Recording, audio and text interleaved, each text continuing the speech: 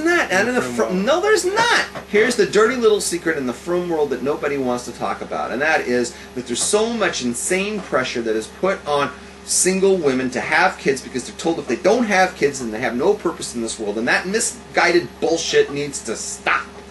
Okay? Because it has no mucker in Torah, right? It has no mucker in Torah to say that a woman has no purpose unless she has kids or that she raises kids. That's bullshit.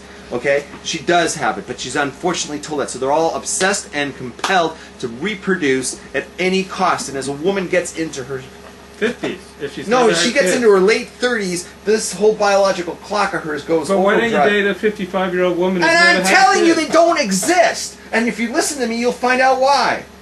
Because when they hit their late 30s, one of three things happens. She says, forget it, and she goes crazy. You know, she hits 40 years old and she says, I'm done. There's no way I'm going to find a guy to get husband, so she takes it on herself. She gets IVF. What's it called? Venus. And she just has a kid on her own, or she goes bangs some random schwarzer and just has a kid on her own, right? Or she gets married to the wrong guy so that she can have kids with this guy. Those are the three things that happen for her, and that's across the board, and that's why you see so much problems in Jewish community today.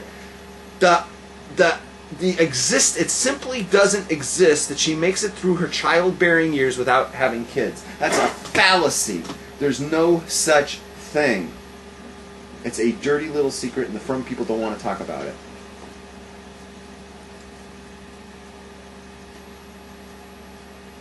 Does God intervene in our lives as much as He did with Abraham, Isaac, and Jacob? Yes, but not the same way. How has God intervened in your life? Last night He sent in this blonde bimbo right in front of me. That was Saturday night. That was last night. Okay. Last night He sent in this blonde bimbo, and it turned my life upside down because I've been thinking about it ever since. The whole thing was surreal. Okay? But God does things every day. He sent me to you. Right? He sent me to you. This was divine intervention that brought us together? Everything is divine intervention. Divine providence means God runs the world. Right? Every single thing. The fact that these... what was the score? They were up by 31-3? 38-3 now. 38-3? That's all God's doing. God's a big Patriots fan tonight.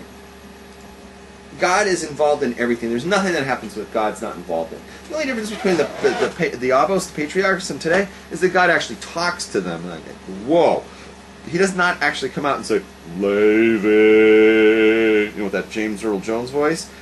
But He will talk to you in ways that you know is Him talking to you.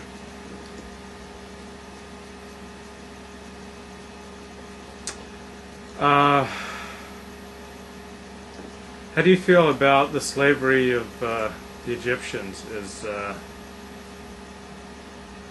attributed to Joseph's plan?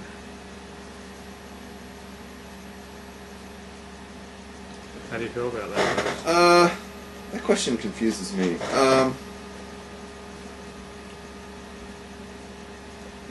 Well, here's the thing. God told Abraham, He told the Avos, right? Mm-hmm. And He said to him, here's what's going to happen. You guys are going to be down there, and after 500 years or 400 years, whatever, 400 years, you're going to come back to Eretz Yisrael. You're going to come back to the land of Canaan, and you're going to take it over. It's going to be yours. And that's the oath. The oath is you guys are going into Golus, and you're going to come back. Yosef is the leader in he's like, he's the Reish Galusa, if you will. He's the head of the Golus, right? He's already there. He set it up. He's the viceroy. The Jews are going to be getting ready for exile, and they're going to be living this terrible life under the Goyim, and we're prepared for that. That's what's necessary to come back. Yeah, I mean the enslavement of Egypt, the Egyptians, they all sold themselves into slavery so they could. Oh, survive. you're talking about something else. I think it's that. Yeah, like Joseph the crafty Jew, devised this plan whereby all the Egyptians could sell themselves into slavery, but the Torah, they changed, it's very subtle. It's like the Egyptians say, "Oh, we want to be slaves, and we're so grateful to be slaves if you'll just feed us." But it was this crafty plan by Joseph which enslaved the whole country of Egypt. And this is why people hate Jews. But you know what? There were some things that were very important about that. You know what? What he did is he made a law. He was able to make laws on all these people. right? One of the things he told them was they all have to get circumcised. Why was that? Beats me. The reason why he wanted them all circumcised is because he foresaw that there would come a time when the Jews would be different than the Goyim. And they would be very uncomfortable about it. Like we talked about at the top of the show. Like the Goy is keeping Christmas lights, and I don't feel good about it, so I'm going to put up Hanukkah lights. Or the Goy is, whatever, and so I need to have like something that's similar to it, because I'm insecure. So he saw that there would come a day like everybody would go to like LA Fitness. They'd go to like the gym, and they'd be in the locker room together. And the Goys would all have these uncircumcised schlongs, and the Jew would have a circumcised one, and they would feel like, uh-oh, I'm different, and they wouldn't not like that, and then they would stop getting circumcised, or whatever, right?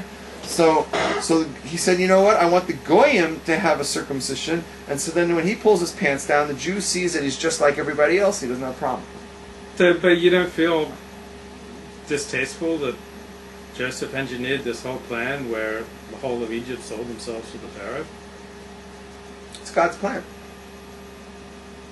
So do you think a nation could ever enslave itself against its consent? I mean, are some nations just genetically built for slavery, like Germans and the Russians? They always seem to, they love dictators. Like democracy just doesn't really fit with the German soul. I gotta tell you something. The guy who did the cable came over and I was schmoozing with this guy yesterday. Mm-hmm. Okay? The cable guy. He said that the cable company, your cable company, mm-hmm. right? They like to hire ex-military. Because the military, the average guy who goes in the military or whatever, according to Time Warner Cable, the average guy who goes in the military has a mentality as he's real good at taking orders and not questioning. Right? Just like you tell him what to do and he goes and does it, and he's not going to ask, hey, there's a better way to do it, and he'll just do it. Right. So they like that because they can come up with whatever stupid corporate directive, and all of the pawns, all the foot guys, the foot soldiers will just step to the orders and march, and they like that. So Time Warner comes up with these stupid things, right? And all these smart guys just do it. So it's unbelievable, and that's why I have so many internet connection problems today. But that's a whole story. But why did I bring that up? Because you said mentality. I would say the U.S. The U.S. also, don't blame the Russians and the Germans. We have it right here in the U.S. We have a military mentality. We send guys in the military, and they're trained not to question. Make a good soldier. So I don't think a nation could enslave itself without its consent. So I think there's something in the Egyptians, and there's something in the Germans, and there's something in the Russians that allowed them to be ruled by dictators. If you're asking my opinion. Well, I think that's stereotyping and generalizing. Well, it's also true. Did the patriarchs speak Yiddish? No. But they spoke... What did they speak? Did they speak Hebrew? They spoke Hebrew. Even though it was Lashon HaKodesh, the Holy Tongue? It wasn't holy yet, though. The Torah wasn't written in it. It was you know what? I'm not 100% sure on that. Okay, but I think that's true. Why isn't Joseph a tribe? He's two tribes. He's got double portion. But they're no Josephites. Doesn't matter. They're Ephraim and Menashe. I don't know how you say it in Goyish. But they're from Menashe and Ephraim. They two. It's a double portion. That's better. He's got two. Everybody else has only got one. So was there anything you found interesting about this week's Torah portion? What's so funny? No, I think we're good. What is so damn funny? I think here's the highlights for them. I already know where they're going to be. It's when we were fighting. It's when you were going on and on and on about something about me sucking cock or something, and I'm going on about you banging this married shiksa, and neither of us would let the other guy talk. And it went on for 40 seconds, and I'm thinking, let's keep doing it. I'm thinking, because we need to fill a highlight reel right here. I'm always thinking, it's about the next day. What's going on?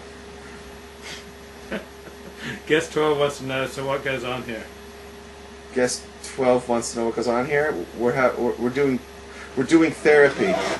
We're doing therapy, and I'm an ex-Marine.